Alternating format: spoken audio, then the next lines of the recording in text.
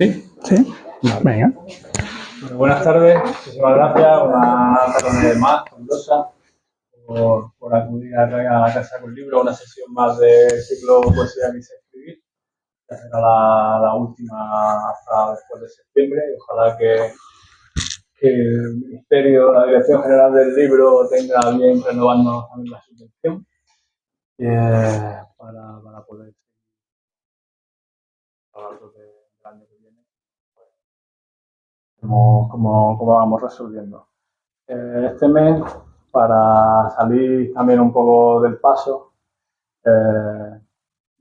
Carlos se ha prestado muy generosamente a participar en esta sesión 85. Bueno, para la gente igual que no conozcáis la dinámica del ciclo, a Juan Carlos no le vamos a dejar leer poemas suyos hoy aquí.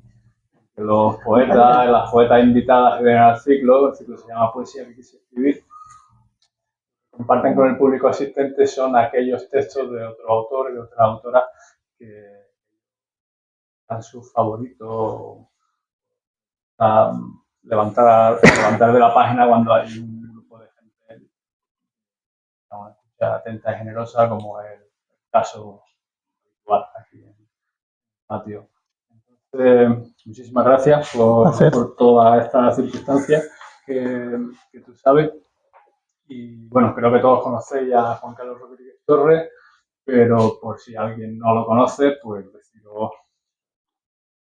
que como trabajo social, trabaja en el Centro Cultural de Alborote. Como autor tiene 4 novelas, la última de ellas, Jonás y la Esperanza, que también hay que adquirirla, además de este año, la he estado presentando recientemente. Y como poeta tiene 3 poemarios. El primero de ellos, recuerdo, lo presentamos aquí hace casi 10 años. 2017. Estábamos recién vueltos de Polonia. 15, 16, 17. 17, creo, sí. El Diccionario del Alma, su segundo poemario, y el más reciente, titulado Anverso. Ambos con la editorial. Aparte, pues, quienes lo conocéis ya sabéis que está siempre mucho tiempo enfocado en distintos, siempre literarios, editoriales, áreas. Y en la última enredo y agitación más reciente ha sido un activo promotor y el motor, también promotor y motor del recién creado Círculo Literario de la Zubia. Por fin, después de muchos años así, se ha podido aglutinar de alguna manera una especie de colectivo ya real, autores o preocupados por la literatura aquí en nuestro municipio. Realmente creo que si eso existe, no sé lo que durará, esperemos que mucho, pero si existe y se está desarrollando, gracias a su empeño y a su empuje, porque es el que ha hecho un poco de levadura y amalgama de toda la gente que igual estábamos por ahí, cada uno a nuestro rollo, y él ha conseguido un poco aglutinarlo. Así que ya me callo, que ya me estoy alargando más de lo que suelen ser las presentaciones aquí. Y os dejo con la selección de textos que haya preparado Juan Carlos para hoy. Muchas gracias. Muy bien.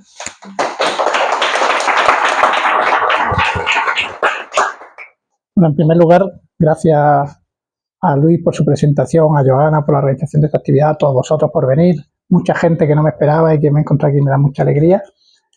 Y bueno, ya llevamos, aquí tengo unos cuantos, menos de los que yo quería, he tenido que quitar porque claro que siempre salen más, ¿no? Pero bueno, en primer lugar os voy a decirlo de quién no voy a leer poesía. No voy a leer poesía del Círculo Literario de la Zubia, precisamente porque somos muchos afortunadamente, y necesitaría solamente un día como este para leer solo un poema de cada uno, ¿no? Buena idea. Apúntalo, Joana. Un día sea. Vale, pues somos como 15 autores ahora mismo en el círculo y bueno, y tampoco puedo elegir uno porque creo que me corto, ¿no? Y tampoco voy a leer nada de Federico García Lorca, no porque no quiera escribir lo que él escribió, sino todo lo contrario. De Lorca me hubiese gustado escribir hasta su lista de la compra, si alguna vez la hizo. Pero bueno, yo creo que Lorca todos lo conocemos y yo pues quería dedicárselo a otra gente quizás menos conocidos, ¿no? Y a ello voy. Los tengo ordenados porque yo, aunque sea poeta, escritor y creativo, mi mente es muy cuadriculada. Entonces los tengo ordenados cronológicamente y voy a hacer una lectura cronológica de los autores desde más antiguos a más actuales, ¿no?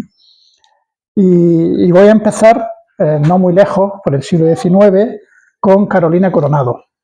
Carolina Coronado es una poeta del romanticismo español, de la misma época, el mismo movimiento, digamos, que Becker, Espronceda, pero bueno, menos conocida de la actualidad, no en su momento, pues ya sabemos que la historia ha ocultado a las mujeres escritoras durante, bueno, siempre, ¿no? Bueno, y ahora Carolina Coronado y otras muchas se están rescatando y realmente es una autora romántica fascinante, como vais a poder comprobar, que debería estar en todos los libros de literatura de los colegios, incluso en todos los libros de historia, sobre todo la historia del feminismo español, porque fue una gran luchadora, fue la promotora de lo que se llamó la hermandad lírica, que era pues eso, una hermandad de mujeres escritoras donde estaban otras como Gertrudis Gómez de Avellaneda, como Concepción Arenal, que se dedicaban precisamente a promocionar la literatura de las mujeres de la época.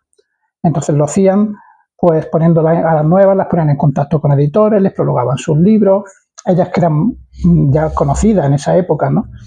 Pues se le prologaban sus libros, crearon multitud de revistas literarias, en la sombra, ellas en la sombra, pero crearon esas revistas literarias para poder poner a esas mujeres escritoras y darlas a conocer, es decir, que hicieron una labor del fomento de las mujeres escritoras muy importante, ¿no?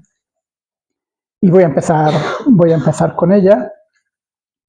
Voy a empezar con el móvil, no con el libro, porque precisamente el poema que yo quería leer de ella no está en el libro que yo tengo de ella. Entonces, vamos a ver.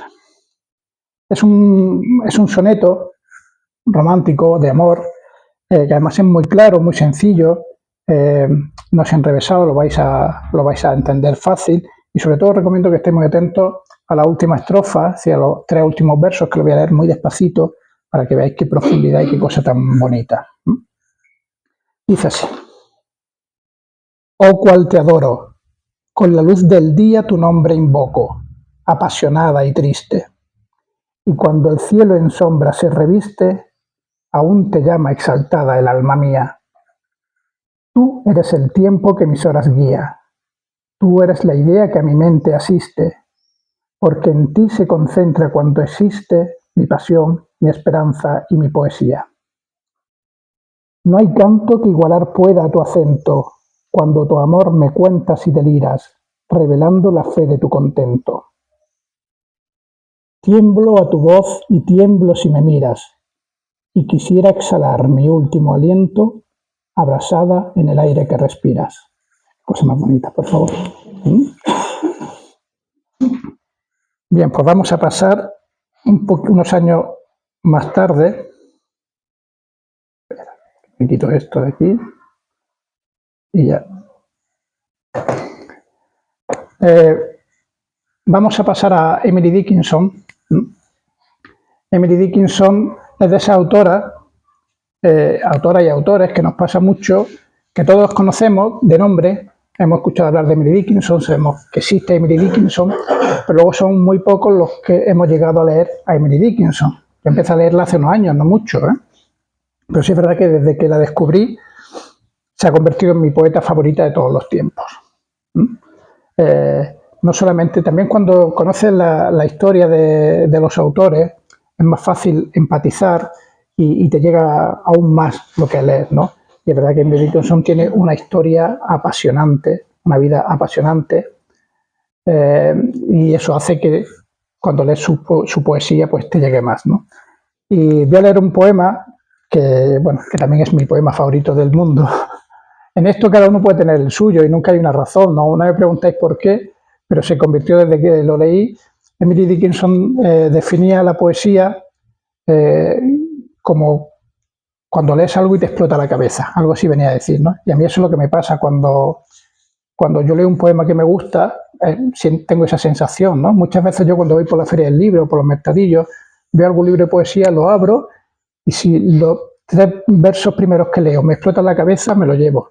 Si no, ahí lo dejo. Eso es lo que me pasa también mucho con la poesía y así. Y a mí me pasó con este poema. Que os voy a leer, que es un poemita muy corto. Vamos a ver, que tengo aquí 2 cositas. Aquí.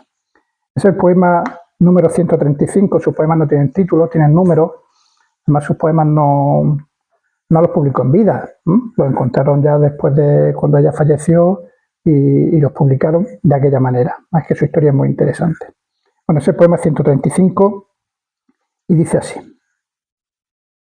El agua se aprende por la sed, la tierra por los océanos atravesados, el éxtasis por la agonía, la paz se revela por las batallas, el amor por el recuerdo de los que se fueron, los pájaros por la nieve.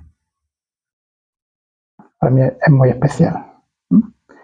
Y voy a leer otra cosita de Emily Dickinson, que es una breve carta que escribe a su amiga Susan, que es su amiga de toda la vida, desde pequeña, desde el colegio, que además luego se casó con su hermano y se fue a vivir allí al lado de ella, y son amigas muy íntimas.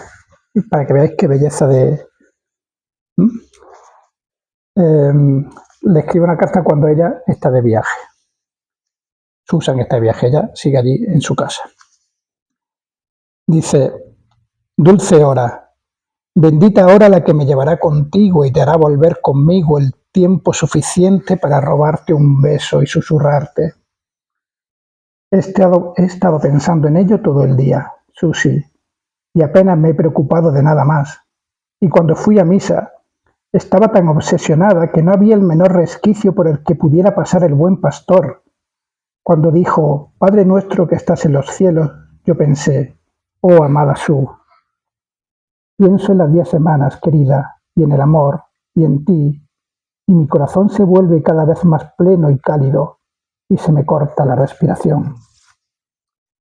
Bueno, pensé que cómo le puede escribir esto a su amiga y cuñada, pues que conozca un poquito la historia, que va más allá, ¿no? Como podéis imaginar. Estamos hablando de 1800 y pico y de cómo tenían que vivir el amor de determinadas personas en esa época.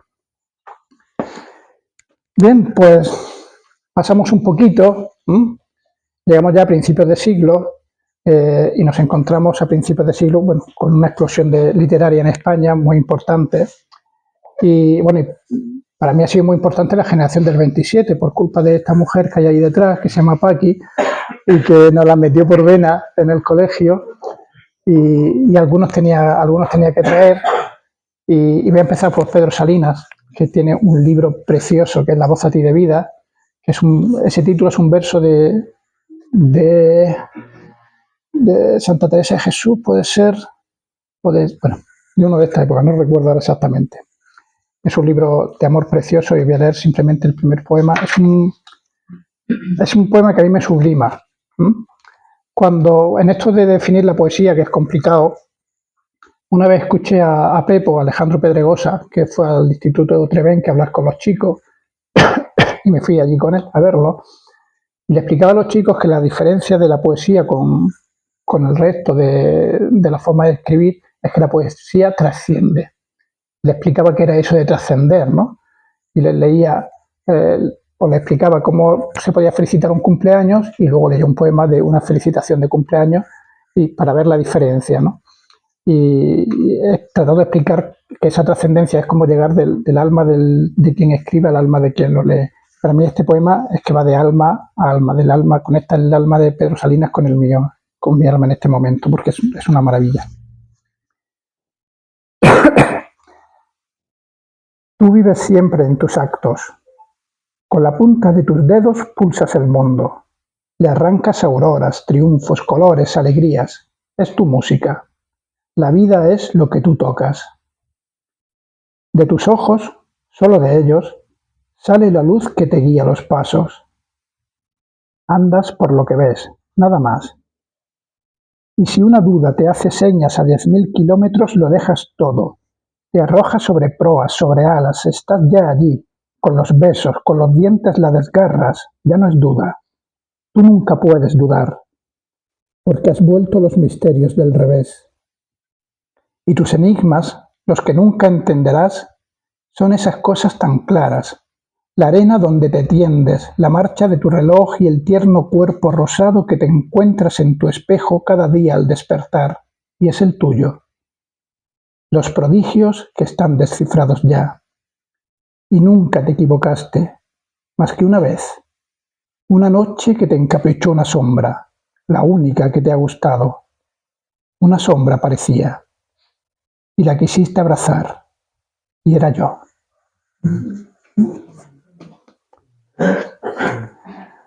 Bueno, también del 27, pero menos conocido, es Juan Larrea. Juan Larrea no tiene nada que ver con Pedro Salinas en su poesía. Es una poesía totalmente surrealista, experimental, vanguardista, de muchas imágenes, muchos símbolos, que a mí también me apasionó la primera vez que lo leí. Escribió solo un libro, que es este, Versión Celeste, porque además se tuvo que exiliar pronto a Francia y la mayoría de sus poemas están escritos en francés y luego traducidos, ¿no? No voy a leer el que aparece en mi novela porque siempre leo el mismo, voy a leer otro que se llama Diluvio. Si lo pudieseis ver, bueno, por lo menos podéis ver que no está escrito de forma lineal, que hay unas palabras más grandes, unas para allá, otras para acá. Él escribe así. En otros poemas lo que hay directamente son dibujos, símbolos, mezclas, un poquito de todo, es muy experimental. Pero veréis qué bonito y qué bien queda. Diluvio.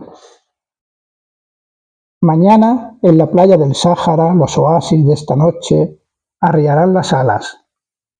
Un fotógrafo furtivo en el morral bien plegado se lleva los paisajes malheridos. Aquí, muy cerca, entre la hiedra que ahuma el panorama. Ella dejó caer su sexo como un balandro huérfano balaba los tejados. La mano que exprimía planetas sobre el mundo se daba aldabonazos en el pecho y solo en el vestíbulo, entre cicatrices rosas, viven parásitos efímeros.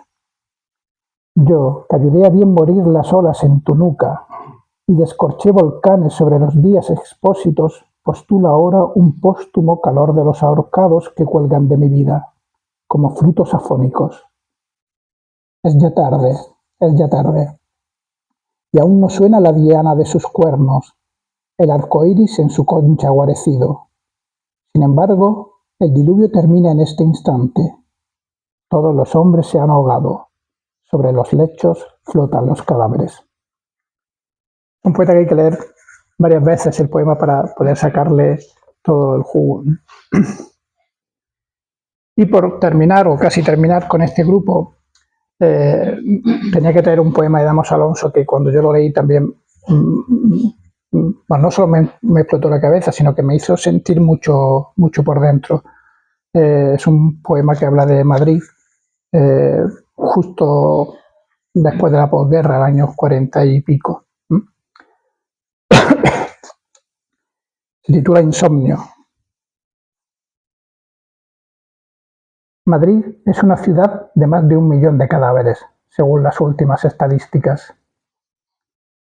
A veces en la noche yo me revuelvo y me incorporo en este nicho en el que hace 45 años que me pudro.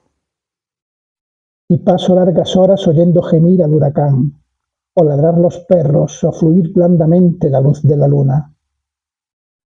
Y paso largas horas gimiendo como el huracán, ladrando como un perro enfurecido, fluyendo como la leche de la ubre caliente de una gran vaca amarilla. Y paso largas horas preguntándole a Dios, preguntándole por qué se pudre lentamente mi alma, por qué se pudren más de 1 millón de cadáveres en esta ciudad de Madrid, por qué 1.000 millones de cadáveres se pudren lentamente en el mundo. Dime, ¿qué huerto quieres abonar con nuestra podredumbre? ¿Temes que se te sequen los grandes rosales del día, las tristes azucenas letales de tus noches? Oís, es un canto desesperado a esa situación, ¿no? Voy muy rápido, me paráis y me preguntáis algo, ¿eh? Si no, te voy a tener que sacar los libros de reserva que traigo.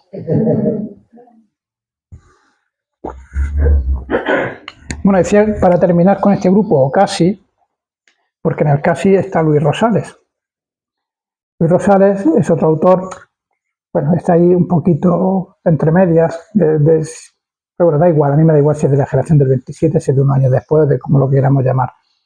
Esto es otro de los autores que os decía que todos conocemos, sobre todo aquí en Granada, sabemos de su existencia, pero yo, por ejemplo, no empecé a leerlo hasta hace un par de meses, no, hasta hace un mes o así. Este libro lo cogí en la Feria del Libro, en la última, pues digo que hace poco. Antes no había leído a Luis Rosales. Y fue eso, cogerlo, abrirlo y decir, wow, ¿pero esto qué es? ¿En serio este hombre escribía así, yo sin saberlo? También tengo que decir que es que hay tanta gente escribiendo tantísimos libros, tantísimos autores, que a veces es casi imposible leerlos a todos y vamos pues un poquito haciendo lo que podemos, ¿no? Pero es verdad que nos perdemos a muchos, ¿no? Y para mí fue todo un descubrimiento. Luis Rosales, que para mí, como para muchos, era el amigo de Lorca, donde se refugió justo antes de morir, pero que no pudieron salvarlo y tal, y ahí se había quedado Luis Rosales, pues descubrirlo como poeta ha sido una maravilla. Como vais a poder comprobar ahora mismo.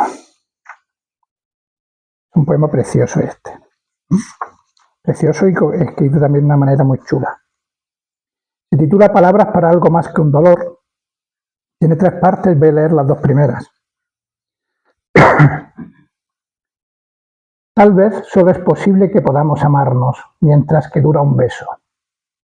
O si se quiere una ardentía, que poco más o menos es una lástima de incendio, quizás una lágrima de incendio, y no puede vivir sino acabándose. Como la duración de una palabra solo nos dice su verdad cuando está terminada y deja su memoria en el oído. Tal vez tengo un cansancio dirimente y he llegado hasta ti como el náufrago si le empujan las olas puede llegar hasta la playa. Y he comenzado a andar con unos pasos tartamudos hasta quedar extenuado. Y esto es ya como ver la espalda al día. Esto ya no es amar, sino caer. Seguir cayendo sobre tu cuerpo como la noche cae en el mundo, mientras siento crujir mis huesos y mis besos.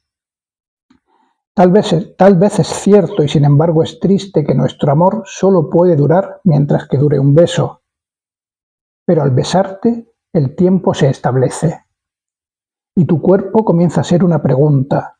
Cada una de tus manos tiene un gesto propio, y el mirar de tus ojos empieza a conjugarse en voz pasiva.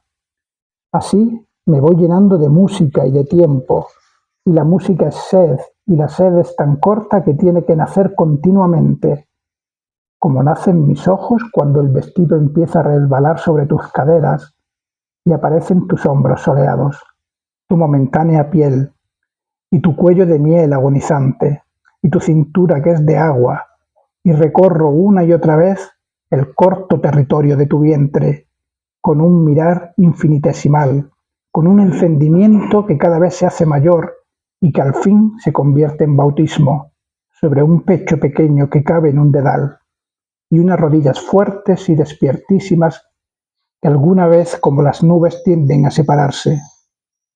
Y las manos te nacen de repente igual que brota un manantial, y las caricias vienen del origen del mundo, ya que cuando se ama, todo el cuerpo termina siendo labio. Es precioso, sí.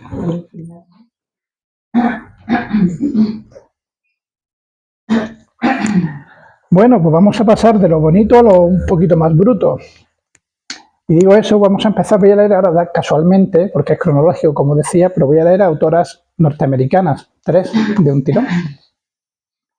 No sé si conocéis, porque no es muy conocida, la generación beat norteamericana, que sobre todo los que la conocen por los hombres escritores de la generación beat, como Burroughs y algunos nombres de estos así más extraños. La generación beat era aquella generación de los años 50 donde se experimentaba mucho con las drogas, con el amor libre, pero hasta unos límites tremendos, sobre todo el tema de las drogas, las paranoias, y ahí salían después cosas que aparecían escritas, ¿no? Pero nunca se hablaba de las mujeres escritoras de la generación beat. La mayoría de ellas eran las mujeres las esposas de estos escritores, ¿no?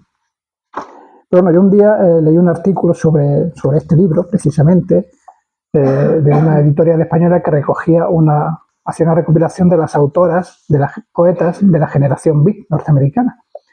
Y bueno, y después de leer el artículo me pareció tan interesante que corriendo me compré el libro.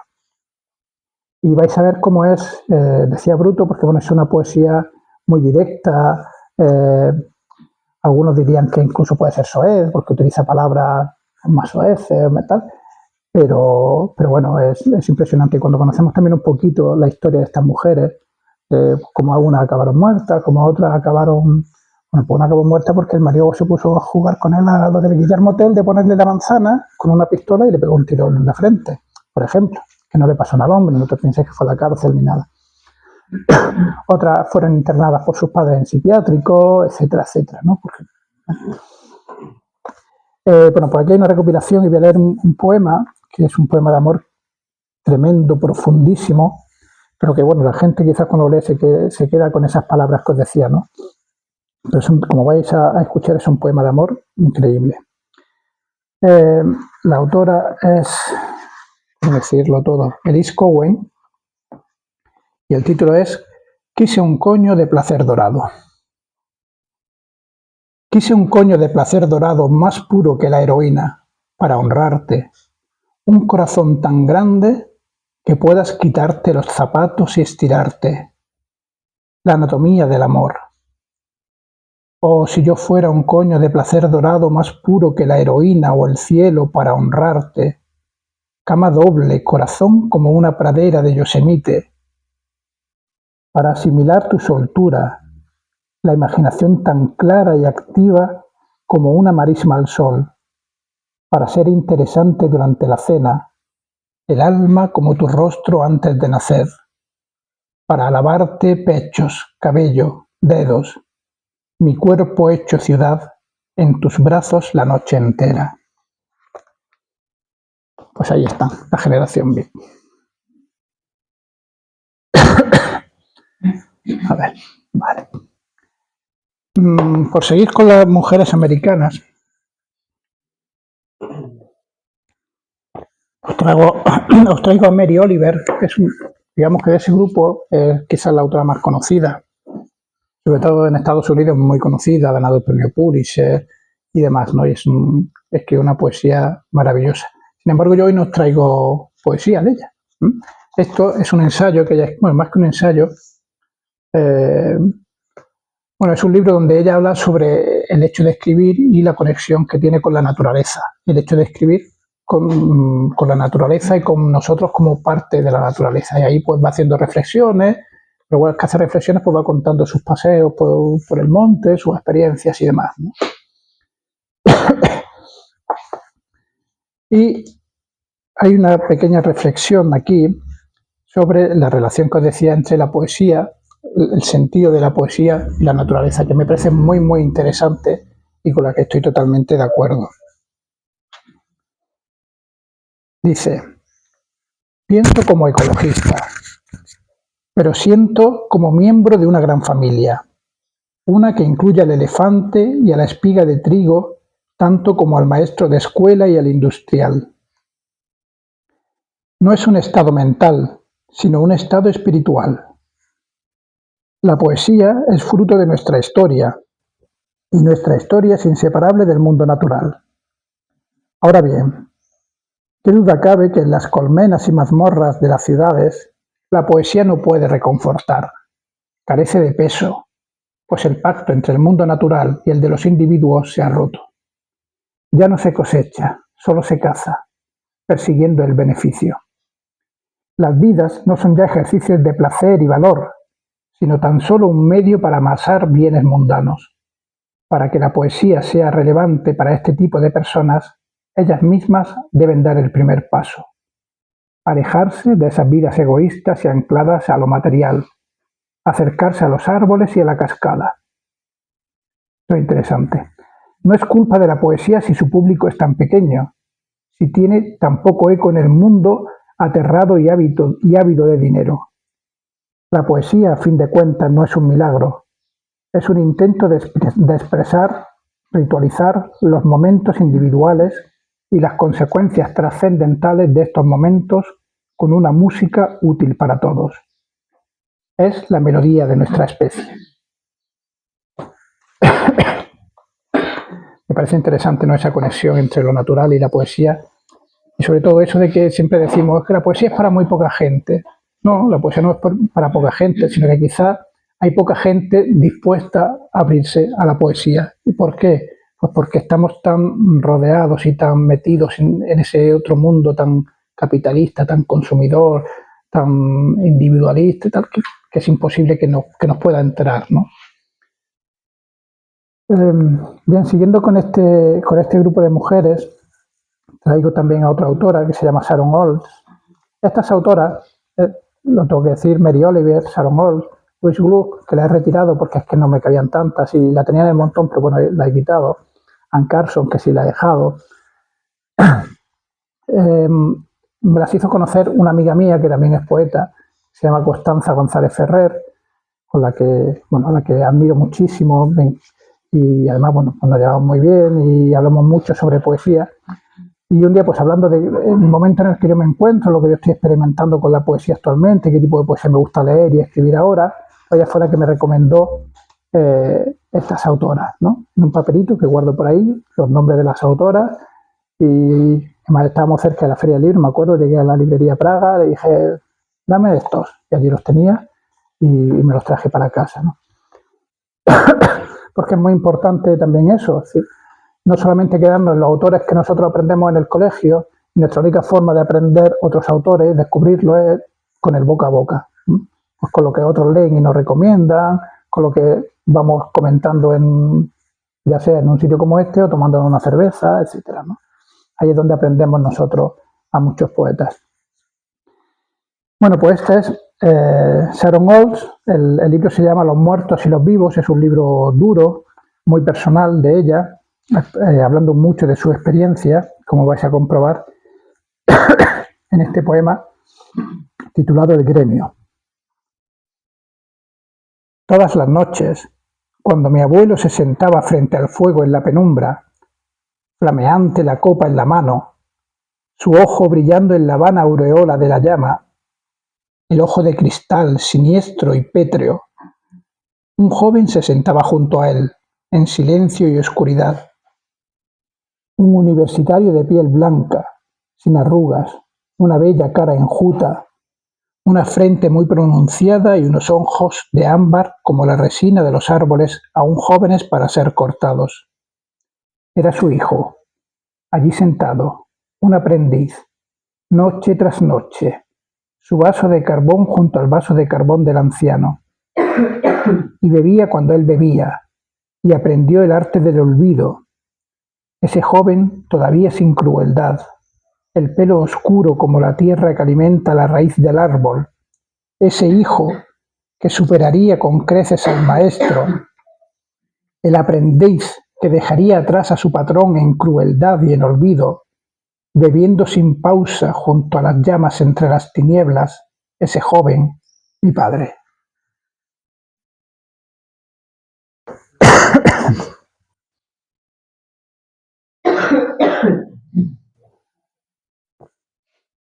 Bueno, antes de leer a Anne Carson, por tema cronológico, me toca Brian Patten. No me preguntáis quién es Brian Patten, no lo sé. Yo este libro lo encontré en el suelo y en el mercadillo de los sábados, ahí en el sábado vi Brian Patten, antología, y voy a ver qué es. Lo abrí por una página y me encontré con esto que voy a leer. La confesión del pequeño Juan. Esta mañana, sintiéndome joven e irresponsable, he cogido la ametralladora que mi padre tenía escondida desde la guerra, he salido a la calle y eliminado a un pequeño número de enemigos. Después no he vuelto a casa.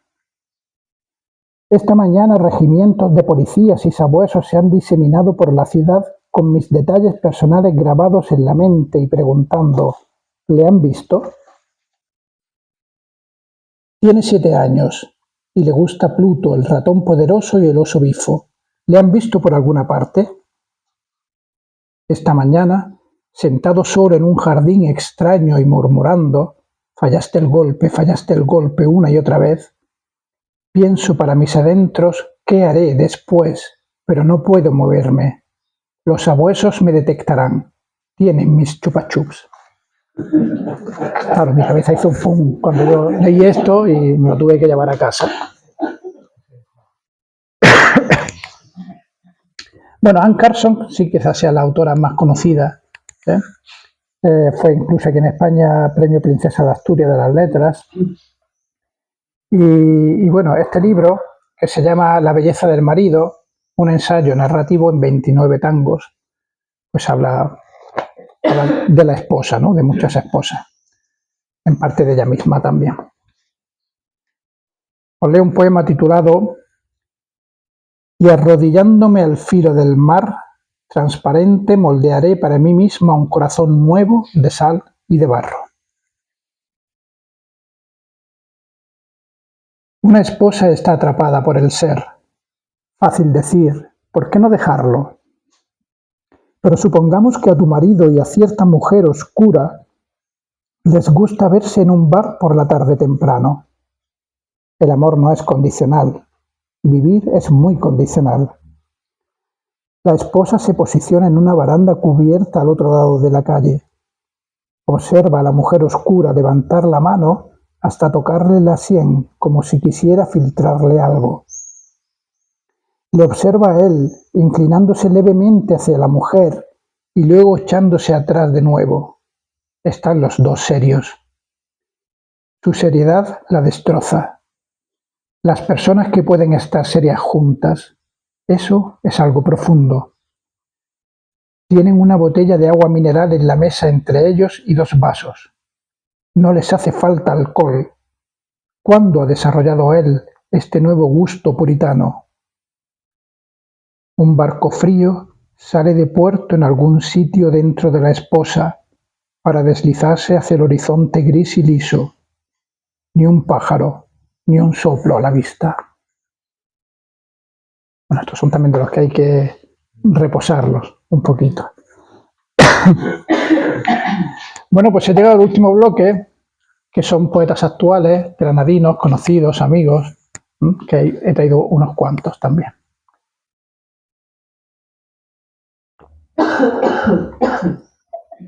El primero es Friebe, nuestra querida Friebe, Carla Friebe, que su nombre como autor es Juan Carlos Friebe, que quizás sea ahora mismo pues la poeta más representativa que hay en Granada, ¿no? La más conocida. Pues es una poesía impresionante. Además es una persona que todo aquel que conoce a Friebe la quiere, la acaba queriendo. Pues porque es muy tierna, es muy dispuesta y disponible para todo, muy cercana, y bueno, y escribe, aunque tiene todo ese reconocimiento, ya amplio reconocimiento, pues siempre está ahí para todo. Tiene muchos libros, yo en concreto hoy he traído uno que se llama Poemas a quemarropa, que es un libro también muy duro, que sitúa y habla sobre todo de la Primera Guerra Mundial, Segunda Guerra Mundial, el Holocausto, Guerra Civil. Bueno, ahí un poquito está enfocado sus poemas. Y os voy a leer uno que se llama La ejecución. Por cierto, Friebe estuvo aquí, en esta mesa también haciendo poesía que quiso escribir, entre otras cosas. La ejecución. Fue un hachazo de espanto, fue un zarpazo de odio, fue un bocado de acero. Luego un gajo en la carne, luego un chorro que hervía, luego un quedo desmayo. Y la honda ceguera de sus ojos sin culpa, y una oscura bandada de palomas carmines salpicaron su frente, hasta que aire sin aire en su mudo cuchillo, hasta que un grito ahogado en un mudo estertor. Fue un porqué como un garfio, fue un porqué puñalada, fue un porqué sin piedad, fue un porqué sin respuesta, fue un porqué sin porqué. Luego un llanto acallado que escarchó en su mejilla, que ya amapola jada, qué triste trapo roto, que ya girón.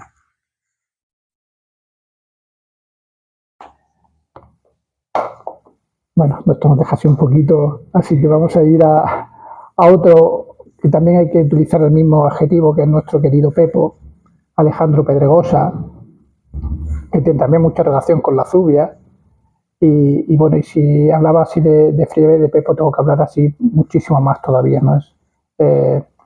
Bueno, también Pepo es una persona muy reconocida y no solamente aquí, y ha tenido ya, pues, lleva premio de la crítica, Andalucía, bueno, y un montón de premios que tiene de poesía, de narrativa, de todo, porque escribe todo. Y a pesar de ser así de reconocido y de vivir de la literatura, porque él vive de la literatura, no solo de sus libros, porque eso no da para vivir, sino pues, de los talleres de escritura, de sus artículos, de todo lo que va haciendo, ¿no? Sí que es una persona muy, muy cercana, muy disponible a mí personalmente, me ha ayudado muchísimo cuando empecé y siempre que necesito de él lo llamo, nos echamos un café y ahí está para lo que haga falta. De hecho, mi último libro se llama así porque él me recomendó que no se llamara como yo tenía pensado. Entonces me dijo, no, dale otra vuelta, ¿no? Y dándole otra vuelta tal, le di a él varias opciones y me dijo, esa me gusta. Y así se llama, Jonás y la Esperanza se llama así, también gracias a él.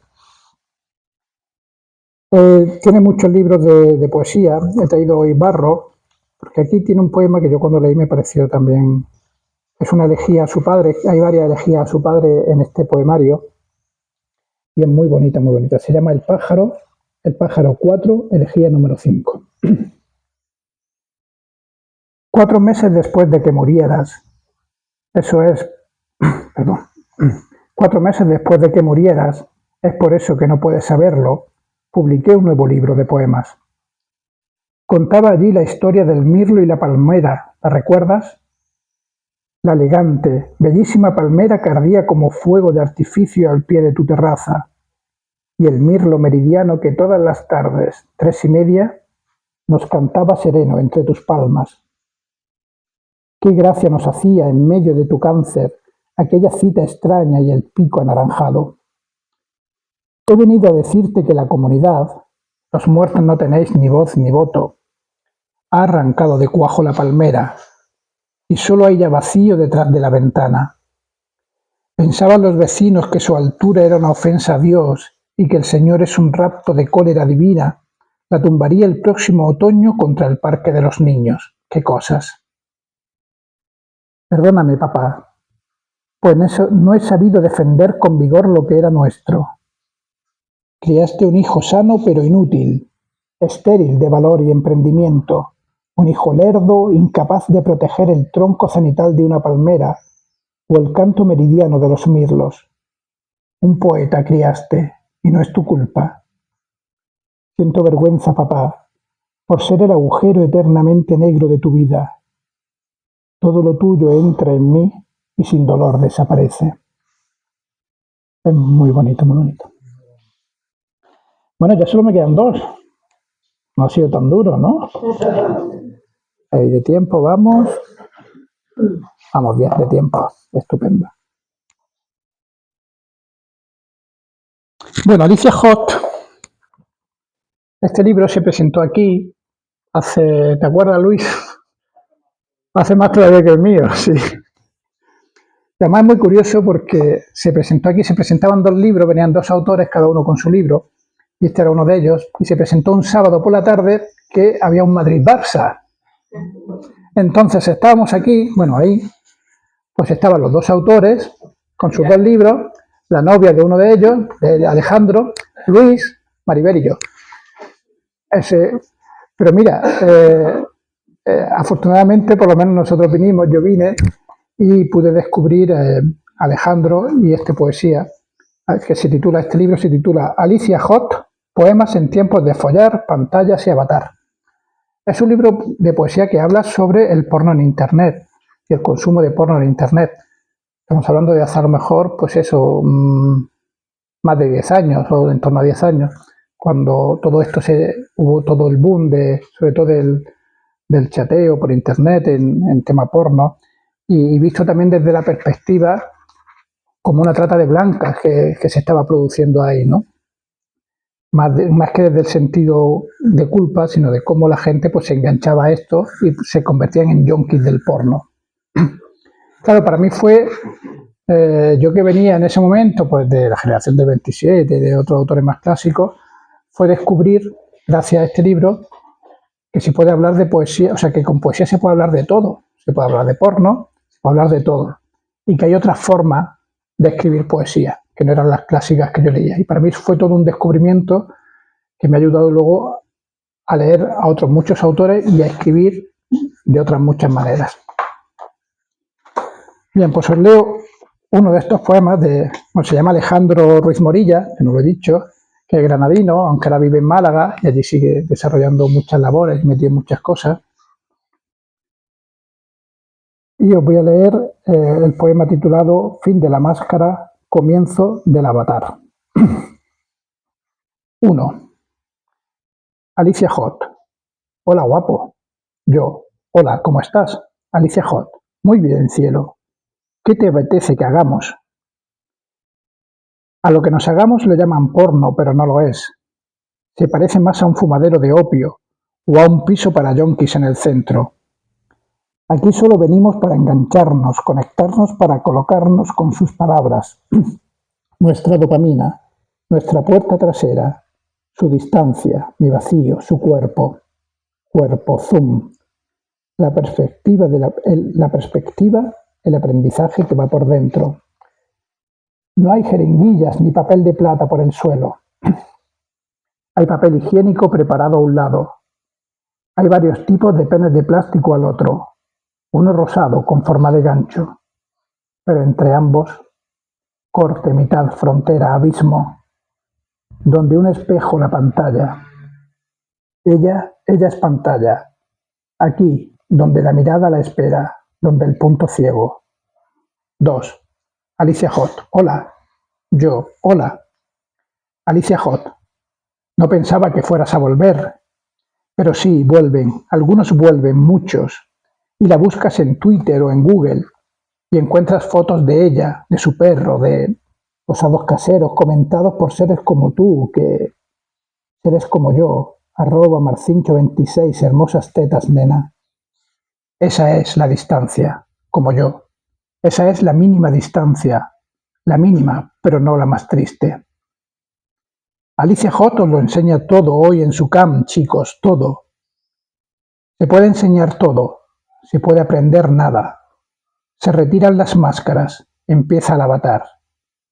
Donde te enseña el coño, te esconde los ojos. Bien, pues llegamos a la última.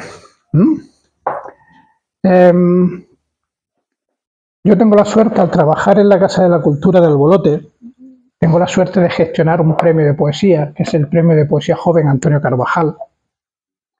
Es uno de los premios de poesía joven más prestigiosos de España. Mucha gente que ha ganado este premio, que hasta jóvenes de 25 años los que pueden participar. Luego han seguido ganando premios nacionales.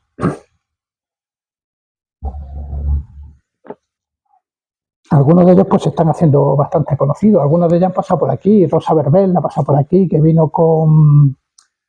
¿Ay, con quién? Vino este año, sí, al ciclo también. Sí, pero vino también otra vez con esta otra que también ganó el premio. Bueno, Rosa estuvo en marzo y que se me ha ido el nombre.